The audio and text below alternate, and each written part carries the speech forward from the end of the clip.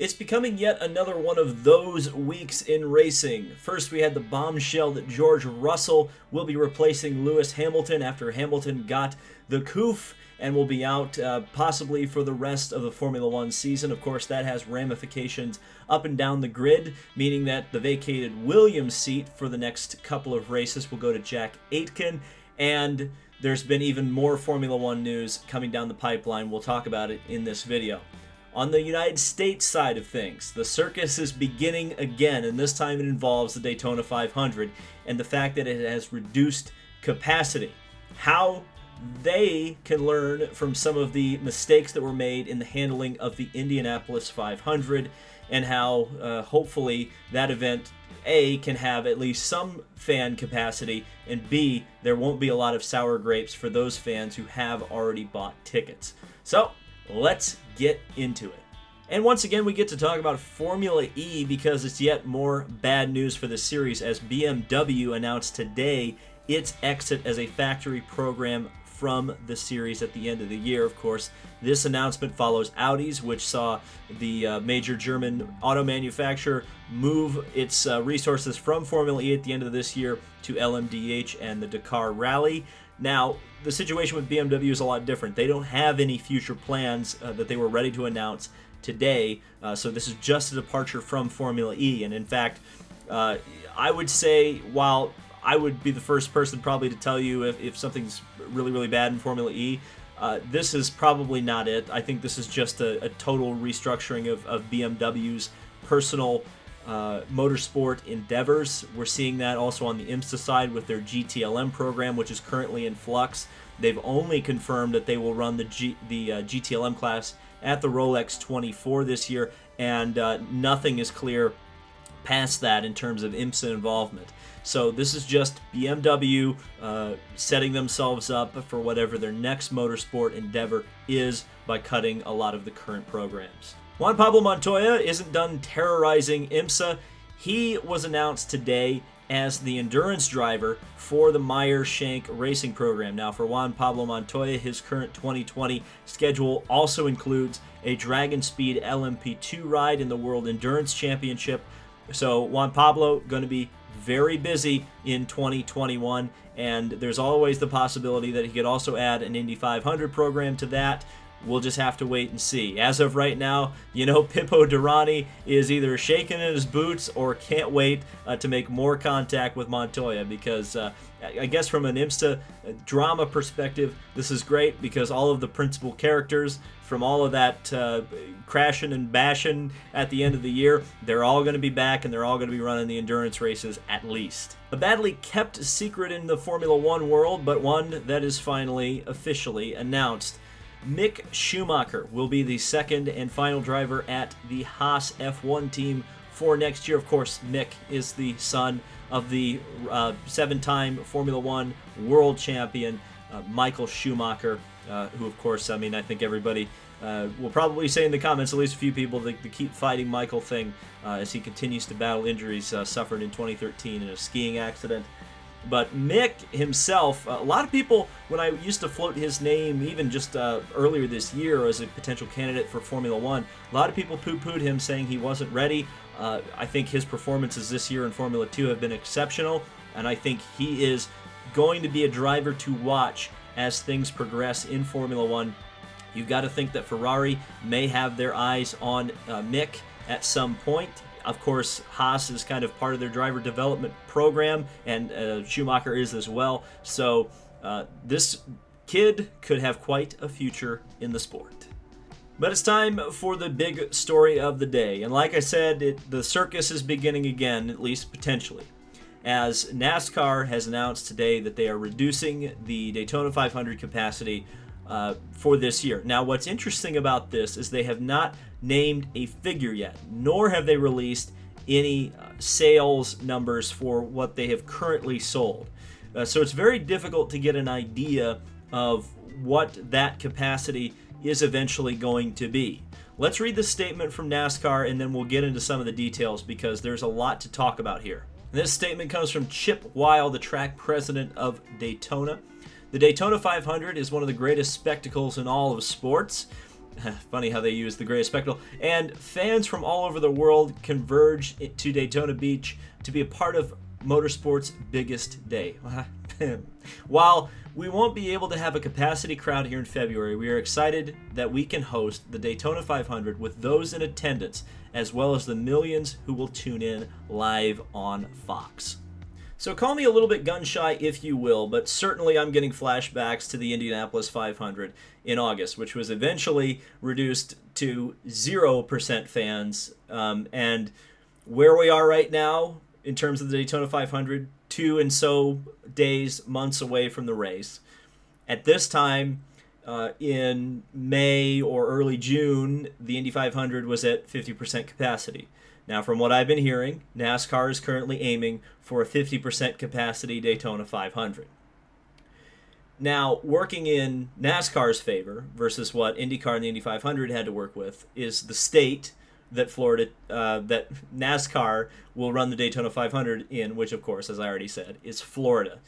The governor of Florida is not a fan of lockdowns. He's likely not going to lock the state down any more than it already is. In fact, as I reported earlier, probably a month ago, he has opened up the state to have full capacity sporting events if the state and the sanctioning bodies so choose.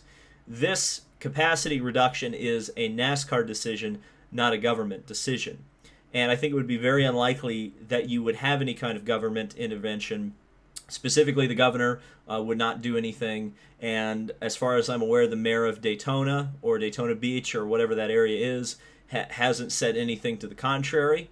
That was ultimately the issue, or one of the issues, with the Indy 500 and fans.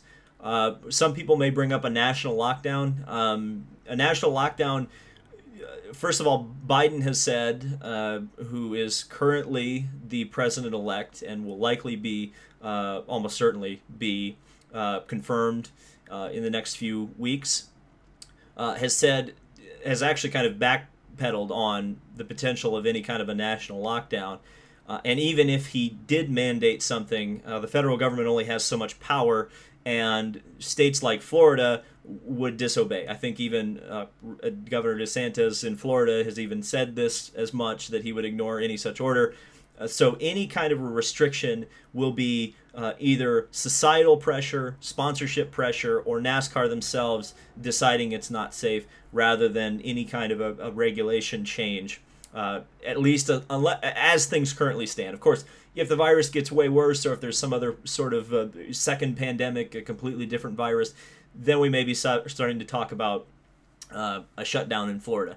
But unless that very unlikely scenario happens, it probably won't happen. That being said, those people who have tickets right now, I'm just warning you right now, prepare like you're not going to be able to go.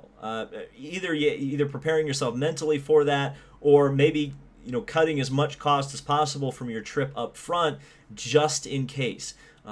I know it's and this is what sucks about all of this, is it's such a financial commitment for some people. For some people, this is their big trip. This is their big family get-together of the year, the Daytona 500, the Indy 500, races like this. And it's tough especially when, for example, if you're living paycheck to paycheck and this is your big thing you do once a year, to have this uncertainty. No doubt about it. I think if it does get reduced again, NASCAR has confirmed no numbers right now. If it does get reduced, I think NASCAR is going to cue off of what the NFL does. The Super Bowl is a week before the Daytona 500, and they currently have a capacity max of 20% of whatever I think it's the Tampa Bay Buccaneers Stadium. Whatever that capacity of that stadium is, it's going to be 20% of that. So I'm guessing around 15 to 20,000 folks in attendance at the Super Bowl this year. And again, NASCAR is a little bit different because it's an outdoor venue. It's a much larger venue. Daytona is a huge place. And depending on how they space things out, I think 50% capacity would be doable, and still being able to keep the social distancing that I would assume NASCAR is trying to achieve. I would also make an assumption that they're pretty close to whatever capacity they're comfortable with. right now in terms of ticket sales, whether that's 20%, 25%, 35%, 50%, whatever. They probably wouldn't have announced this unless it's like, hey, this is going to be your last call to get tickets. Otherwise, you're out of luck because we're going to be cutting everything off.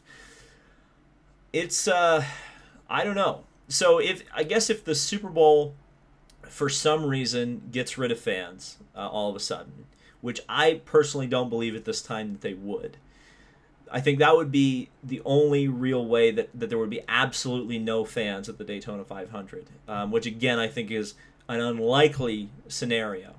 One thing I think that NASCAR is doing smart here, and again, while IndyCar I think definitely kind of failed in their response to the no fans thing, and again, there were a lot of circumstances out of their control, but it's kind of like saying, yes, it was raining, but you still fumbled the ball. So, yes, there were adverse circumstances, but it could have been handled a lot better.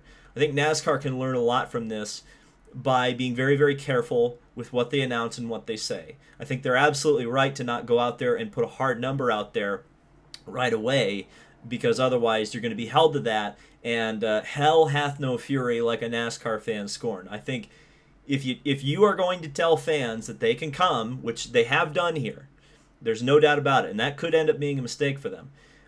You better follow through on that, because otherwise, again, we haven't seen what's going to happen with the Indy 500 when they finally allow fans back in. Who knows if there's some brand damage there? I'm sure they are aware of that, if there is, and I would assume that there's at least some bad feelings on the Indy 500 side of things by having no fans. And it's not so much that there were no fans with the Indy 500. I want to be very clear about that.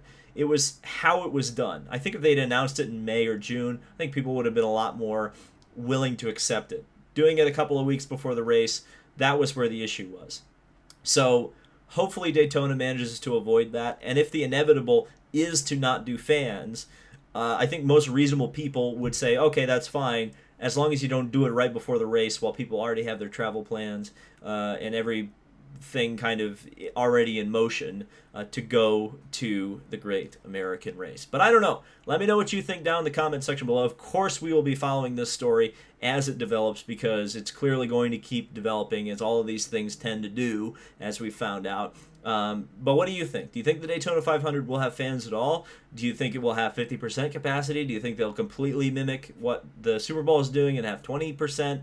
What about the duels? What about the truck race? Do you think those will have any fans at all? Let me know down in the comment section below. Thank you guys so much for watching. This has been David Land on YouTube. Subscribe for more motorsport content, and I will see you in the next video.